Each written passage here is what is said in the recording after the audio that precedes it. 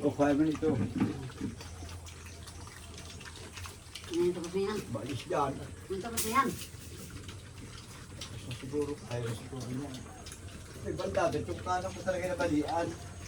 Hindi na kaya. Ibuhos mo dyan, ibuhos mo.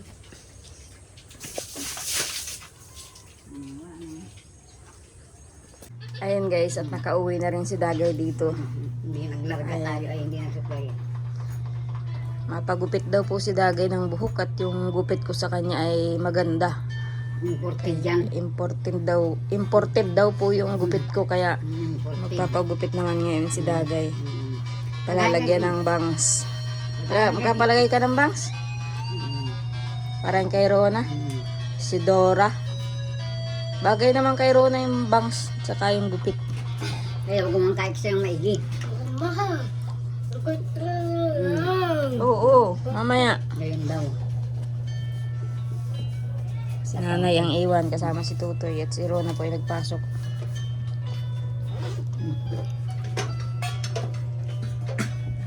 Ano tayo?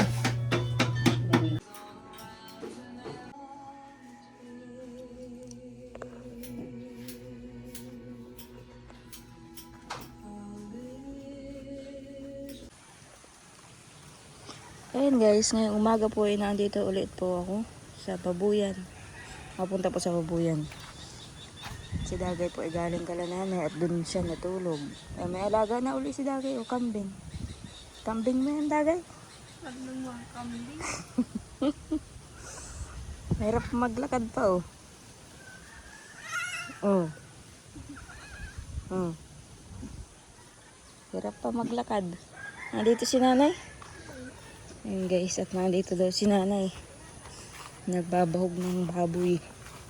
Ay akala ko si Papa po ay makakapagbahog ngayon at ano. Yun pala po ay naghahango na sila Papa ng uling.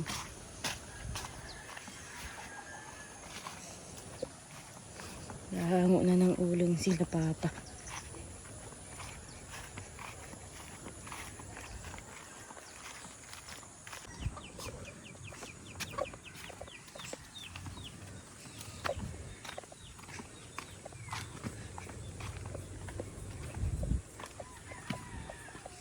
Binuhugan mo na Nanay yung baboy? Nanay? Wala pa ng tubig. Saan mo nilagyan ng tubig? Ang dami ng Nanay bahog na nilagay mo. Ang gandang harian na yan. Yeah. Ang gandang harian na yan. Hindi mo dapat tayo binabawagan ng ganyang karami. Buti kung sa susunod na araw may pambili pa akong bahog. Ay! Alam na nahihirapan nga mag-delay siya ng pambiling bahog ay. Dami-daming bahog.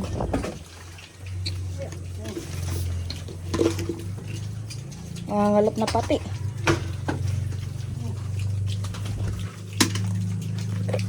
Hindi ganito marami ang binabahog ko.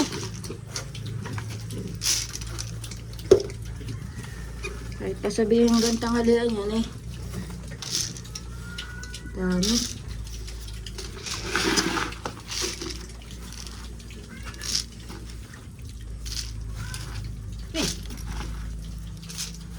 Gatubon pa yung tubig yan ay. Ito siya na itong tubig na ito. Mamaya, ilagay mo muna ito doon. Oh, yan o.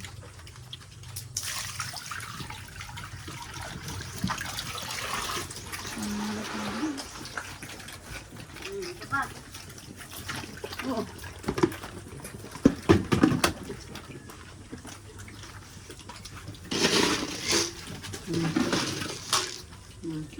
Tama na yan. Binahugan nila ng maraming bahog siguro kahapon. Binaganyan dito. Kagabi yata. Yung panghapon. Ilan ito. Ilan na ito. Ilan biyernes pa ito. At kabibili lang naman yung kahapon. Hindi yata kahapon ito. Kabibili ko lang yung kahapon. Kaya iba ang sako niyan oh.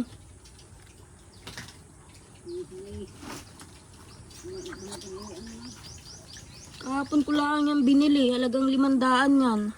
At wala na nga yung bahog na ano, binigay ni kuya na 25 kilo.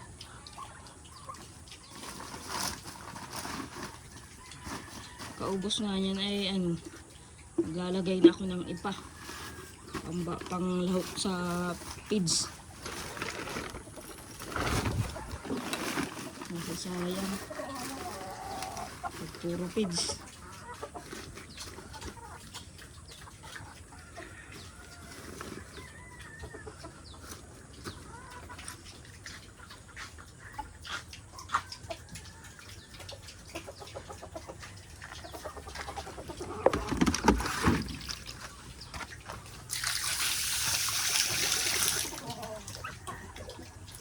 Gantang hali lang siya pa ako mo eh.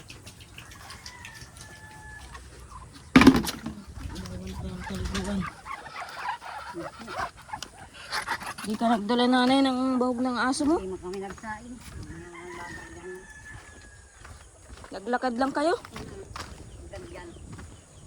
Salita ka eh, maglakad ng tanamay.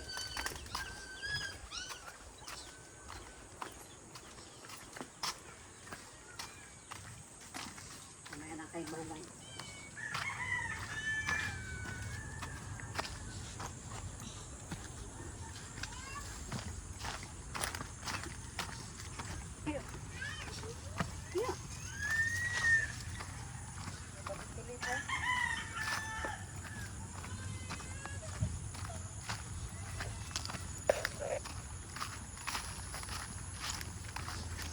Ayan guys, ang gamit ko pong motor ay yung motor ni Larry at hiniram po yung motor ko at gagamitin po padaet at si Larry po yung magpapacheck up sa ano tainga niya.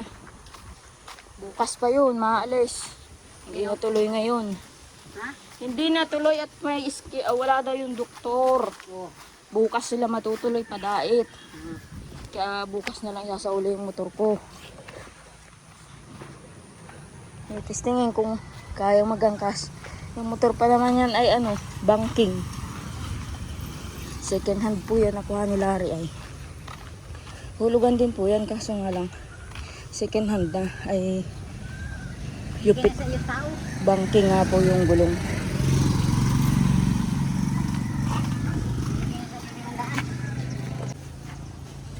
Ay, ito, testing kung ano. Ayan guys, sobrang init po ng panahon. Ayan, nag-yelo po ako. Nagawa po ako ng yelo. At wala pong laman na yung rep.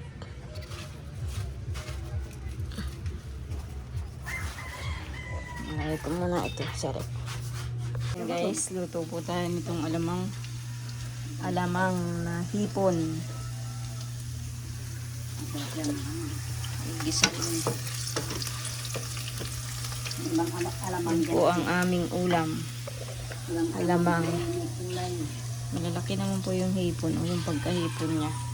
Sariwa po yan. Nilako.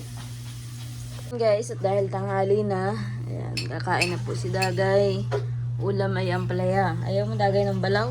Yung hipon na ano, niluto ko na may kamatis.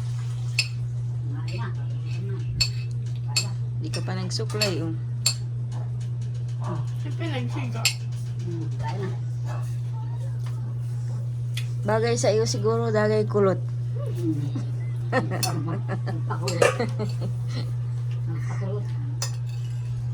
Tingnan mo, kulot na yan oh. Oo nga. Kulot na yan. Kulot na yung buhok mo. Kasadaan namin. Magpapulala ni...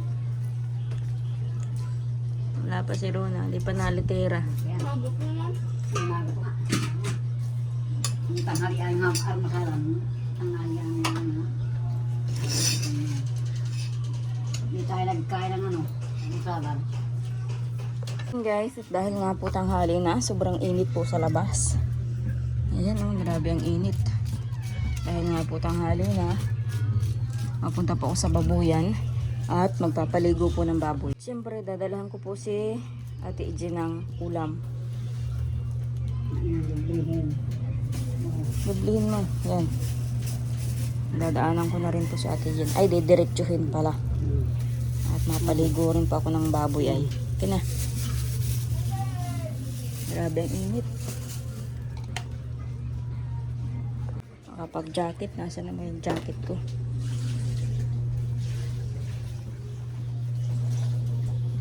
And guys, nagdiretso po ako dito kay ate Igina. Pag uwi ko po, saka ako dadaan sa babuyan. At naisip ko nga po, may mga aso nga po pala doon na babahugan. Ay, nakalimutan ko magdala ng pambahug. May kanin ka ate Igin dyan? Pambahug dun sa aso ninyo doon. Sa kabilang bahay. Meron kaunti. Oo, ulam. Ganito. Nakain ka na? Mm-mm. Akin na yung kanin. Ganito. Lagay mo dyan sa plastic na yan. Kalimutan mo magdala ay. Wala akong ibabahog doon. Wala pa sila papa? Mamaya pa yun, hapon. Naghahango po sila ng uling. Si Jason at si papa. Kaya si ate dyan ang tao. Ayun guys, na ito na po yung power saw. Ginamit na nga po ito ni papa. Ayan o. Ginamit na ni papa yung power saw niya.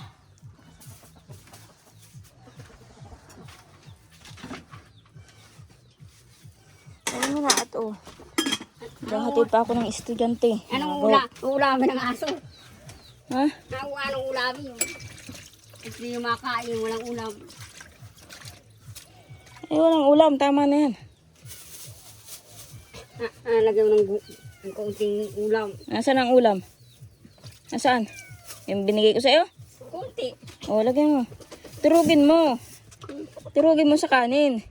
Sali mo na pati yan sa mangkok. O, ano, tapos na. Tama na yan. Napaligo pa ako ng baboy. Dadali-dali po ako tanghali na mapasok na po yung mga bata.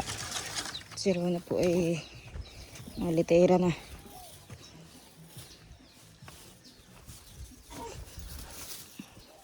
Ito ate Jing aso ni Larry, binahuga mo?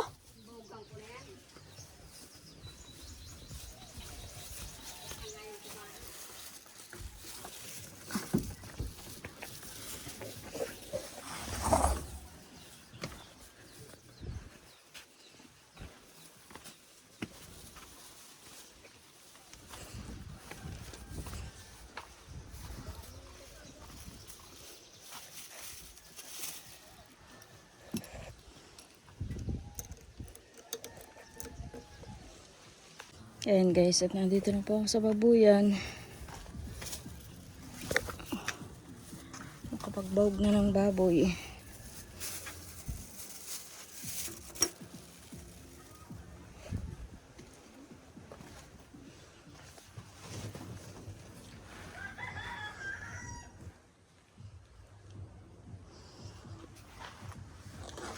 Guys, at matabo tayo.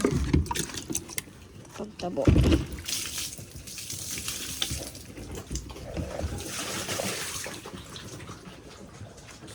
Ayan guys, at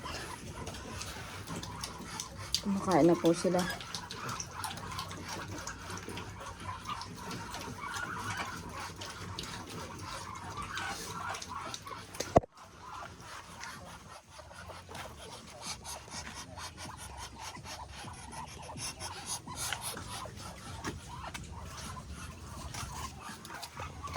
Ayan guys, alas 12 na. Alam ko nasa bahay na si Rona. Asikasuhin ko naman po sila. At si Tutoy pa yung mga pasok. Mga 12:30 po ay napunta na po sila sa school ay kaya ayan, mauwi na rin po ako.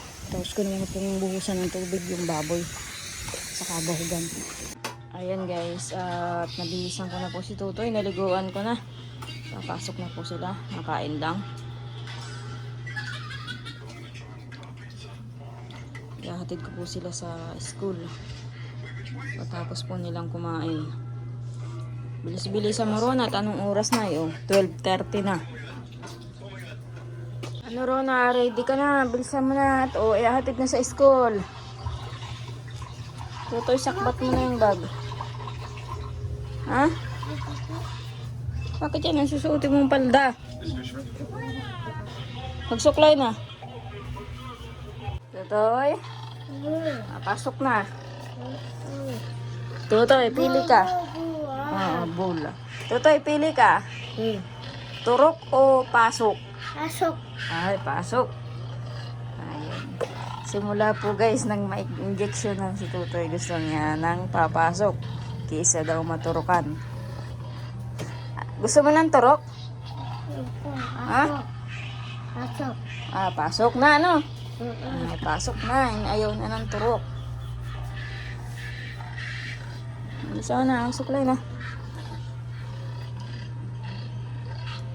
Tayo na, papasok na. Ihatid ko na kayo. Sakbat mo na, Tutoy, yung bag mo. Nasaan yung bag ni Tutoy? Toy! Ito yung uniform mo, yung nagdumi. Oh.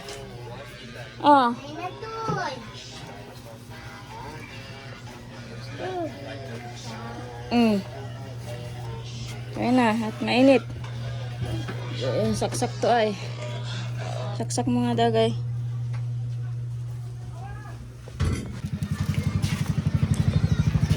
Dali sa to eh. At na, huli na. Oo. Huli ka na to eh. Lampas ng ano muna.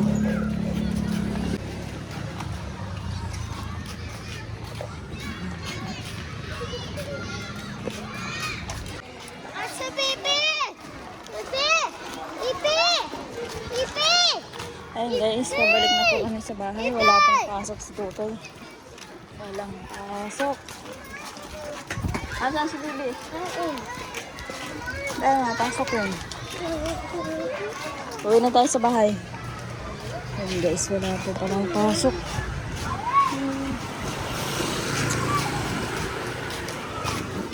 Balik na uli, nabihis. Guys, grabe pang init sa labas. Pagdating po namin dito ni Tutoy, wala po sila dagay na. Umalis na, pumunta na uli po doon kala nanay. Kasama po ni nanay. Umuwi na. Ayan, yung baon po ni Tutoy, ayan, kinakain na. At wala pong pasok hanggang bukas. Biyernes daw po may pasok. At syempre si Kuya, nagising pa lang. Kinakain ng tanghalian.